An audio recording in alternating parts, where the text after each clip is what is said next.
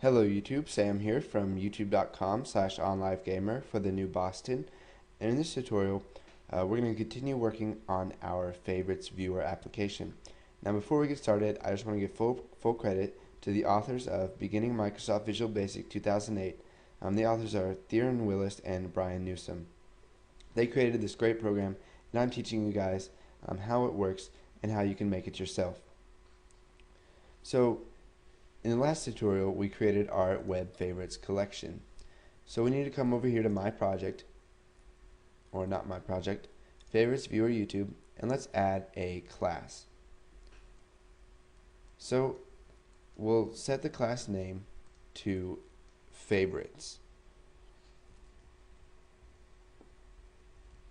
So what this class is going to do is it's going to go through our favorites folder, and it's going to find all of the favorites, and it's going to give us back a collection of a web favorite collection, and it's going to hold each one of our favorites, and those are going to be of object type web favorite.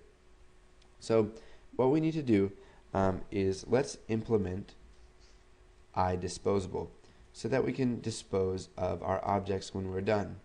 So let's go ahead and minimize out of this region right here, and we'll start adding our code. So we need to create an object of our web favorite collection. So we'll type public favorites collection as web favorite collection. So you can see that we didn't use the new keyword because we don't want to create a new instance of web favorite collection. We're going to be assigning this right here to other web favorite collections later on.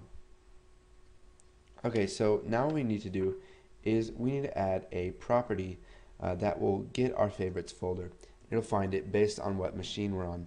So we'll make it read only because we don't need to write and change the favorites folder. So public read only property favorites folder as a string. So when we press enter, it's going to add our get for us. Now what we want to do is we want to give back the path of the favorites folder. So what we're going to do is type environment dot get folder path. So we're going to be getting the folder path of our favorites. Now how are we going to find favorites? Well, what we can do is type environment dot special folder dot favorites. So I can continue to mouse down here, and you can see that here is favorites right down here. So I can just press tab, and that'll fill that in for us. So it's going to get the folder path of the favorites. So now that we're done with this property right here, let's come down below it, and we need to create a method. So we'll call it public sub scan favorites. Now this is not going to take any arguments because we don't need anything to do this. So whenever we scan the favorites, what we want to do is call scan favorites, and we'll use favorites folder. Now this is going to return an error right now because scan favorites has not been created yet. Or let's see.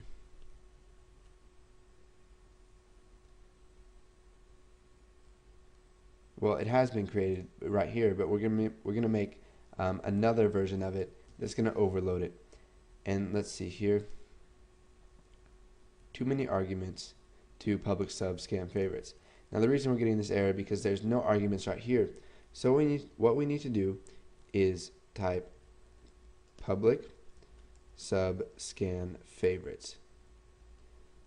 And for this, we're going to need an argument of folder name as string.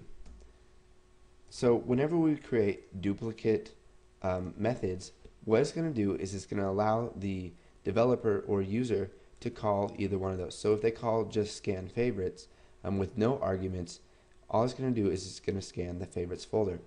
But they can also call scan favorites and then add their own arguments in there to find the specified favorites folder. So either one of these will work. And we can make as many duplicates as we want with different arguments in them. So if our favorites collection variable hasn't been initialized yet, then we need to go ahead and create it. So here's favorites collection right here. So we'll use an if statement. So if favorites collection is nothing, then what do we want to do?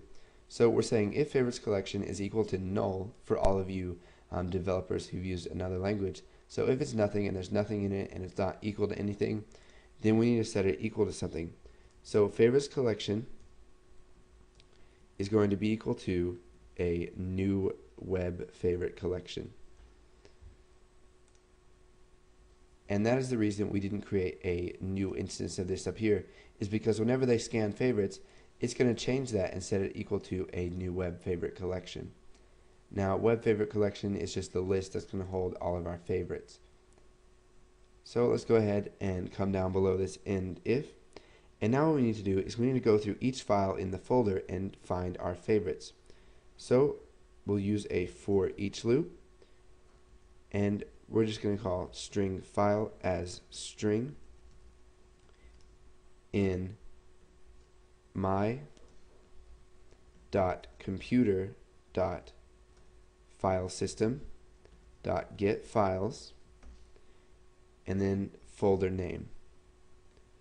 So what this is going to do is it's going to get each file in this folder name directory right here, which is what's passed to this method. So for each of the files inside of this directory that has been passed, we want to go ahead and try to find the favorites file in there. Now the favorites file ends with .url. So we can just use an if statement to see if the file ends with .url. So we can just use if string file ends with, and ends with is part of string, so we can check to see if it ends with something.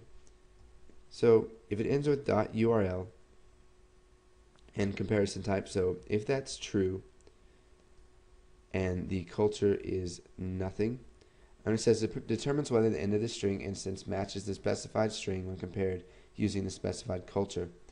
So culture could be the language of the program. You don't really have to know what that is right now because you're probably going to be working with English. So it's not that big of a deal unless you plan on releasing your program to other countries. So thanks for watching this tutorial. Put in this code if you haven't already. If you have any questions, leave them in the comments. And then in the next tutorial, we're going to be filling in this if statement right here.